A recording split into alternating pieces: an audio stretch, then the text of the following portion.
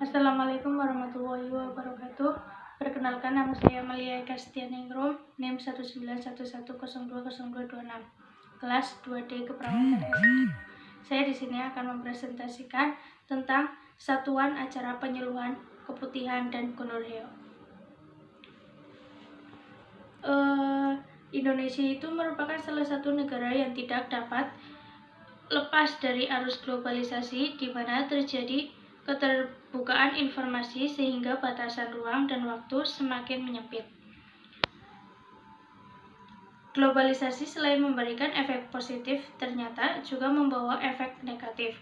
Dalam bidang kesehatan, globalisasi membawa efek perubahan perilaku ke arah tidak sehat, seperti makin meluasnya penggunaan obat-obatan terlarang, seks bebas, dan lain-lain.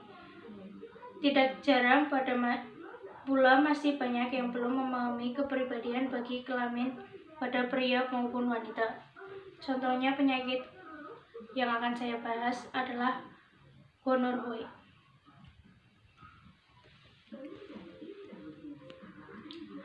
Pengertian gonorrhea yaitu kencing nanah atau gonorrhea adalah penyakit menular seksual yang disebabkan oleh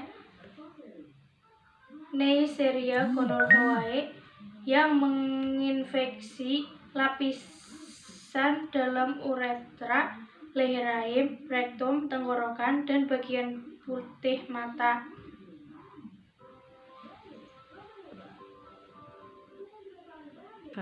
Yang kedua, penyebabnya dari penyakit gonorrhea itu ada kuman perantara, yaitu manusia, tempat kuman keluar, penis, vagina, anus, atau mulut.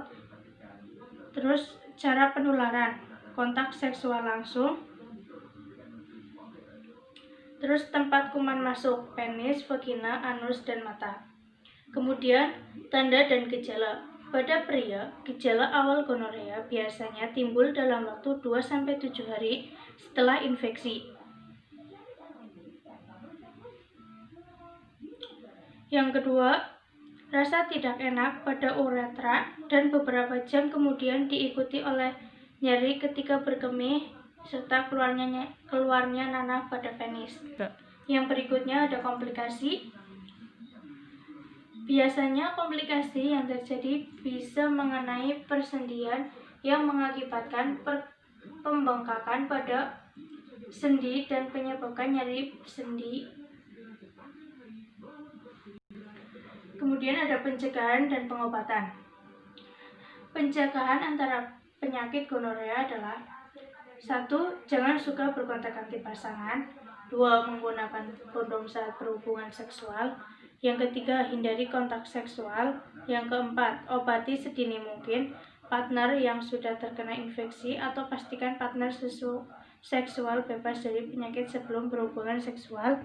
5. Memiliki satu pasangan tetap untuk melakukan hubungan seksual. 6. Menghindari alkohol dan obat-obatan terlarang. Kemudian pengobatan. Gonorrhea biasanya diobati dengan suntikan tunggal ceftriaxone intramuskular melalui otot atau dengan pemberian antibiotik per oral selama 1 minggu. Kemudian yang kedua, keputihan. Pengertian keputihan. Keputihan adalah semacam silim yang keluar terlalu banyak, warnanya putih seperti sagu kental dan agak kekuning-kuningan. Jika silim atau lendir ini tidak terlalu banyak, tidak terjadi persoalan. Handayani 2008. Kemudian keputihan pada ibu hamil. Keputihan adalah cairan yang keluar dari vagina yang berwarna putih yang biasanya keluar menjelang haid atau pada masa kehamilan. Keputihan biasanya terjadi menjelang ovulasi, badan lelah, atau akibat rangsangan seksual. Purwanti Astuti 2004. Kemudian klarifikasi keputihan. Ada 2 jenis keputihan, yaitu 1. Keputihan tidak normal. 2. Keputihan normal.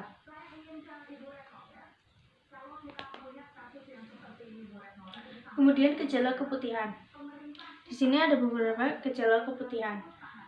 Yang pertama, keputihan normal mempunyai ciri-ciri cairan yang keluar cepat atau encer, berwarna bening atau krem, tidak berbau, tidak gatal, jumlahnya sedikit.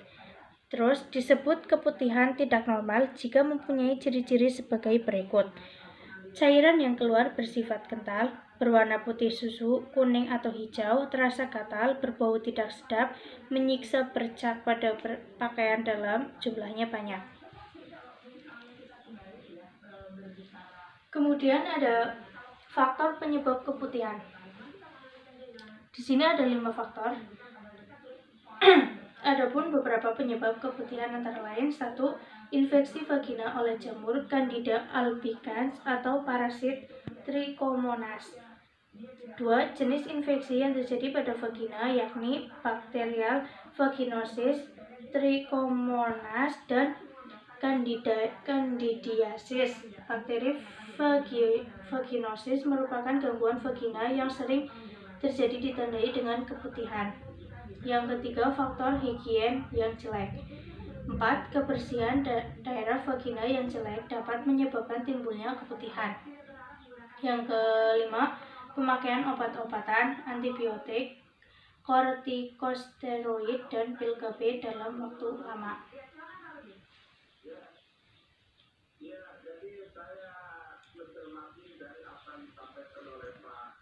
Adapun akibat keputihan pada kehamilan.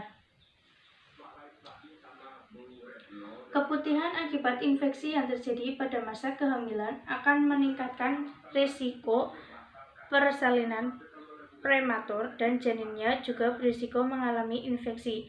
Ati Wicaksono 2008.